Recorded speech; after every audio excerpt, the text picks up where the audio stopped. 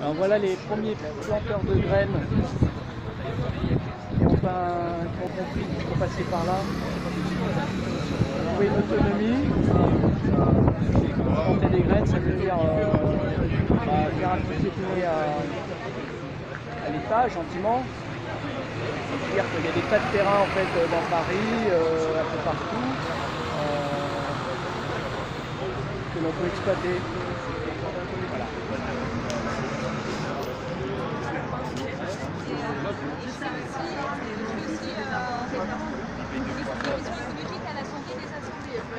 Il les a comptés, il les a dispersés, je vais pas prendre.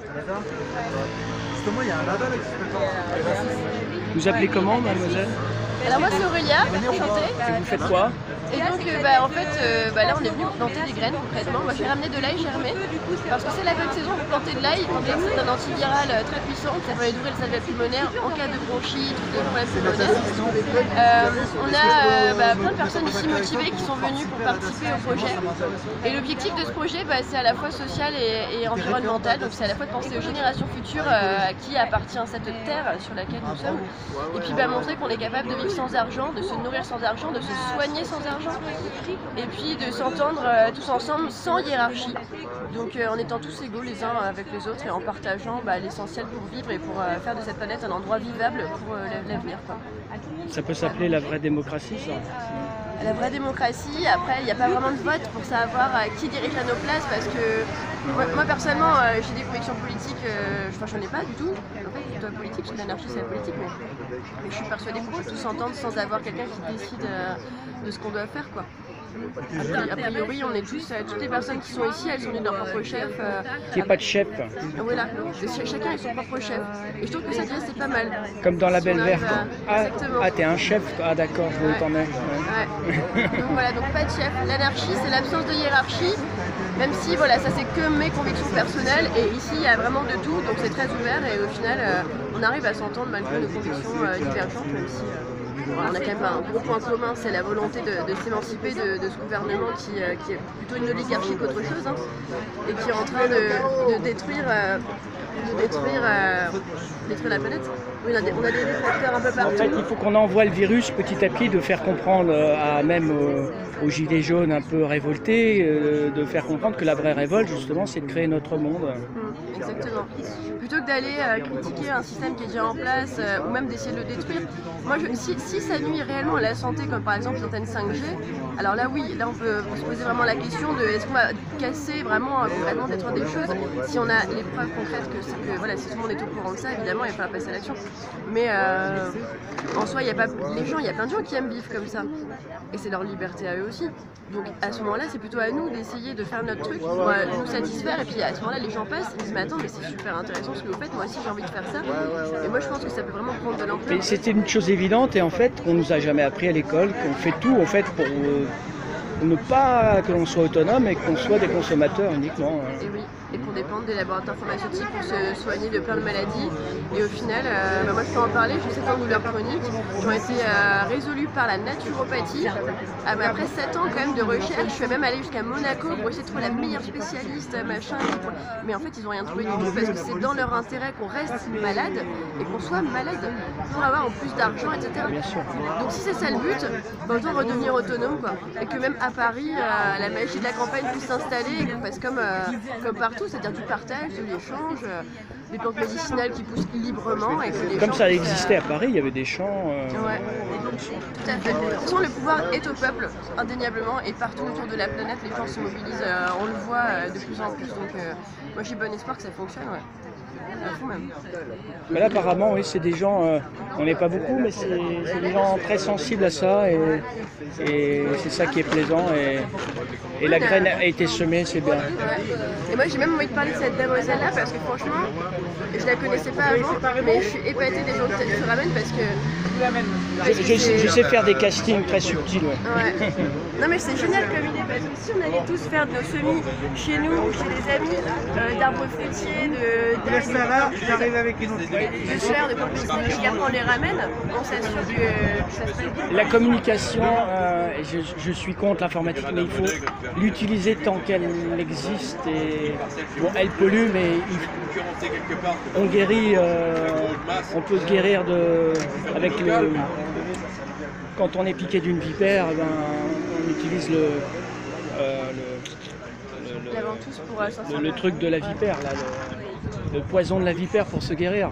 Donc pour moi, utiliser l'informatique, même si c'est dangereux, il faut l'utiliser. C'est un peu comme le poison de la vipère, mais il faut utiliser ce qui est là, quoi. Ouais. C'est marrant parce que tu me parles de... Je vais faire une dernière parenthèse. Tu parles de vipère, moi ça me fait penser à vaccin. Et en fait, pour retirer un poison ou de l'aluminium ou des métaux lourds qui sont dans le corps, l'argile verte c'est excellent parce que ça permet justement de drainer, en fait, de faire sortir. Donc si par exemple un jour une vaccine se force, j'espère que ça ne se produira jamais, mais on sait jamais, on peut très bien mettre un cataplasme très épais d'argile verte, donc 2 cm minimum, et avec de l'eau chaude, sans cuillère en métal parce que le métal en contact avec l'argile retient les propriétés de l'argile. Et donc là on s'applique le cataplasme et puis ça fait sortir soit le venin de l'animal qui nous a piqué, soit de... Donc vous avez compris, si nous on va pas te faire vacciner, mais si on se fait vacciner, vous mettez des cataplasmes d'argile, voilà, et le vaccin va partir. Juste une présentation. Bonjour, moi c'est Marjorie, je suis gilet jaune, j'appartiens au gilet jaune 2 Pantin. Et là, je suis venue avec mon gilet jaune et avec les graines à semer. Voilà. D'accord, super. Parce que c'est une super idée, parce qu'en fait, les terres nous appartiennent, nous, on est le peuple. D'un côté, il y a des graines, d'un autre côté, il y a des terres. Au milieu, il y a des gens qui ont besoin de manger. Moi, ce matin, j'ai fait au marché les prix des fruits et des légumes, c'est exorbitant. Et là, maintenant, on est en pleine crise économique et sanitaire, et il est temps que le peuple se réapproprie les terres et qu'il puisse faire pousser de la nourriture qu'il pourra récupérer gratuitement, parce que ce qui est important c'est de manger et ce qui est important c'est de vivre, et on a tous le droit à l'existence, et c'est pour ça que je suis là. Et merci Jésus. Bravo, merci.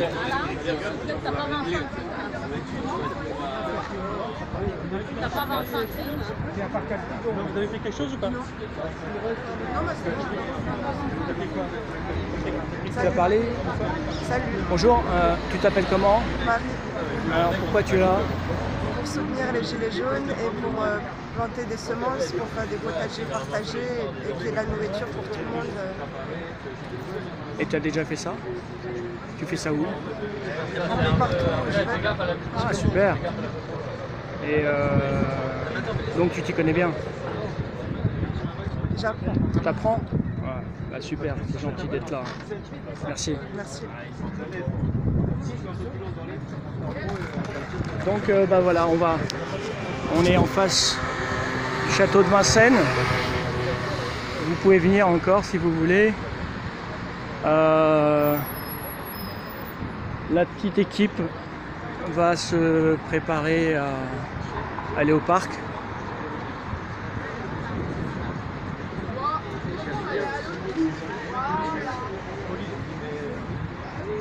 Vous vous appelez comment?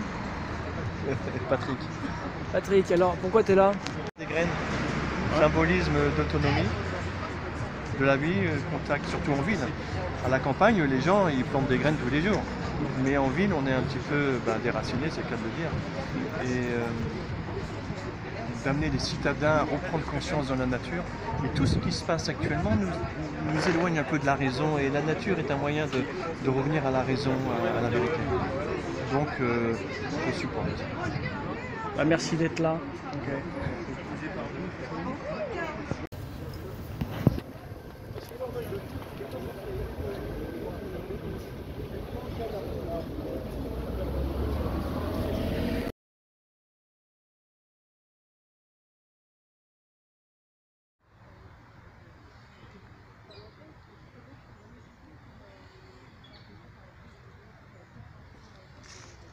Okay. de province, excellent et très bon. Non, non, mais dans la forêt. J'étais pissé derrière un arbre, il y avait Ça peut il y avait un champ de capote. planter en ce moment. Donc voilà. Hop. Tac. C'est tout bête, il n'y a pas besoin d'outils, tu vois. Hop.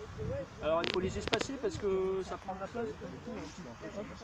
Mais là, il n'y a pas de chien là. Comment tu sais? Il était ici il y a 2 jours.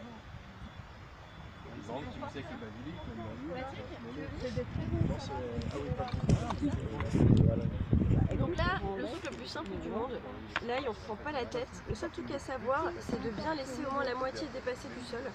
Et voilà, donc moi je l'ai planté comme ça. Ah, quand tu la plantes, il faut laisser la moitié qui dépasse. Oui, parce que Tu peux sinon, pas le filmer, ça? Sinon c'est trop humide. Attends. Si, je peux le filmer, mais Filme. je peux pas, le live marche plus. Ah. Donc soit on les fait jamais comme ça, et on est sûr que ça part. On peut aussi les planter comme ça pose pas de problème. Damien qui fait la permaculture, qui fait des vidéos très bien sur internet, qui s'appelle Que faire au jardin en octobre ou en janvier, machin et tout. Il explique très bien, il explique à quel point c'est simple et tout le monde peut le faire. Après, il faut le remettre. On a vu tout à l'heure, moi j'ai planté des patates, c'est la première fois que je plantais ça et c'est fait. Donc l'ail, très simple, donc là, je sais pas si on voit bien la terre, donc évidemment on le plante dans ce sens-là. Hein. Tout simplement, voilà, là on a une terre qui est très riche, qui est très meuble en plus, qui se délite toute seule. Donc c'est vraiment très facile et tout le monde peut le faire quoi. Même les enfants, parfois ils m'aident à planter des choses quand ils me voient crapahuter dans les jardins et même eux ils arrivent à le faire et ça pousse très bien. Donc, voilà. Donc là on va en planter un peu partout. Ce qui est bien aussi, c'est de garder des endroits qui sont un peu chauds, c'est-à-dire en fait de pailler, en fait, de remettre un petit peu de couverture végétale pour protéger en fait la terre, pour qu'elle reste protégée quoi, des intempéries. Donc ça c'est un truc comme ça. Voilà, donc là j'ai planté la dernière gousse d'ail. Alors à ton avis où est-ce qu'on va la mettre celle-là? Là? Allez. Et voilà. Donc là on a planté une tête d'ail.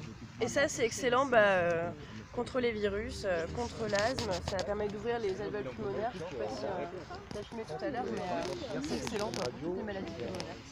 Voilà, même... J'ai des semaines qui sont beaucoup plus sérieuses. Ça me fait plaisir aussi de. Tu bosses en quoi? Un peu sérieux.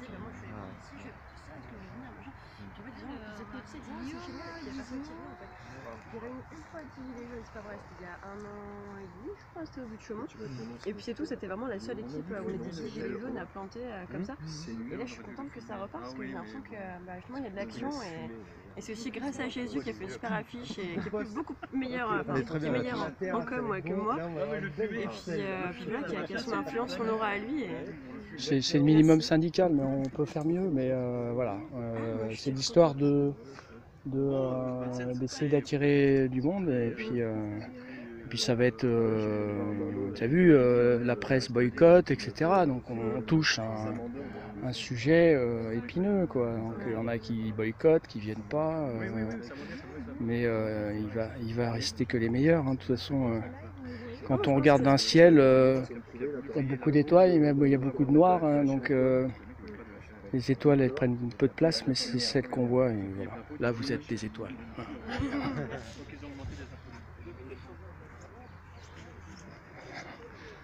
T'as planté encore tes radis? Ouais. Là il y a d'autres trucs, c'est de l'aubépine, L'aubépine? des fruits de rosier, de laurier et des betteraves que j'ai multipliées de l'été dernier, de l'année dernière. Betteraves roses d'Égypte, cocopélier aussi. Génial. C'est ton père qui faisait ça aussi, non? Non. Ah, je croyais que tu m'avais dit ça. Ouais. Non. Mais ouais, j'étais dans une ferme. Mes parents ils travaillaient tout le temps et du coup j'étais chez une nourrice au Black et je l'aidais au potager. Ah, et d'accord. à garder les animaux aussi. Ils travaillaient dans une ferme. Ma nourrice, oui. Ah, ok. Pas mes parents. Non. Ah, d'accord. Eux, ils avaient le rêve de racheter un ancien corps de ferme et vivre en autonomie avec leurs enfants, tout ça. Mais ils l'ont jamais fait. Mais après, ils ont divorcé. Mon père est venu à Paris et ma mère en banlieue. Pardon, ouais. Non, c'est la vie. Hein. Ouais. Ça me dérange pas d'en parler, merci. Ah. Bah oui.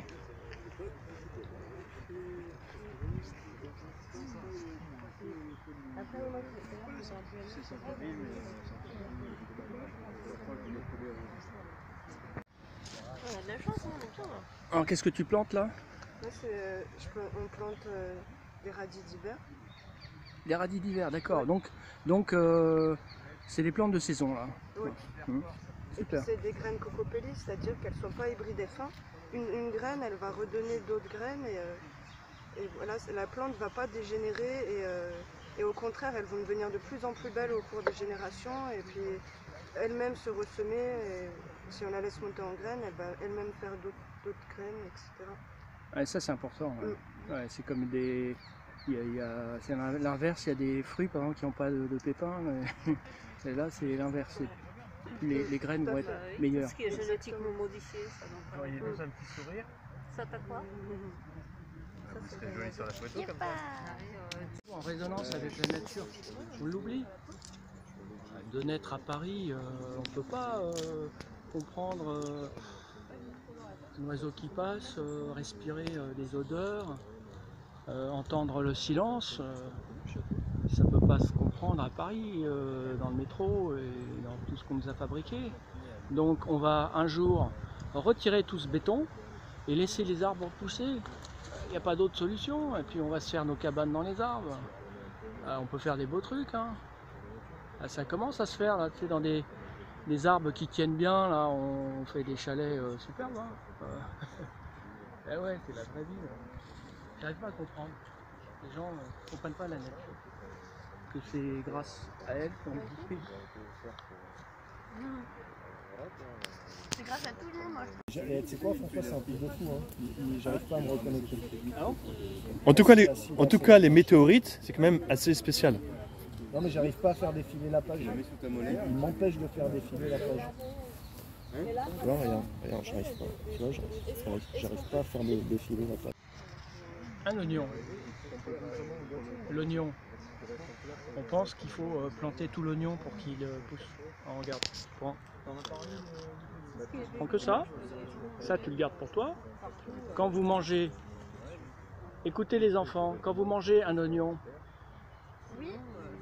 vous prenez le bout là, vous le coupez, voilà, je l'ai coupé avec les dents, mais avec un couteau, hein, et vous gardez l'oignon et vous replantez ça et il y a un oignon qui va ressortir. Donc comme ça, il n'y a pas de gaspillage, tu vois. C'est la racine qui va faire que c'est pas avec ça. Il faut le laisser dégager. Hein. Le haut, il faut le laisser dégager. Ouais, il faut dégager le haut, il faut de la place. Voilà. Ben voilà. Donc, ce soir, je mange mes oignons, mais avec ça, juste le haut. On dégage bien. Il ne faut pas le couvrir par terre complètement. Tu laisses le haut dégager. Ouais.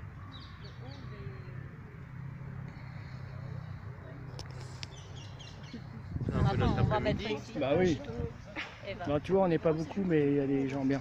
Mais ici, Ah, il y a quand même Marie. Merci d'être là. 1, 2, 3, merci d'être là. bon, c'est bon. Super. Merci. Ah, ça manque de pollution hein, ici. Ça. Il y a encore quelque chose à demander.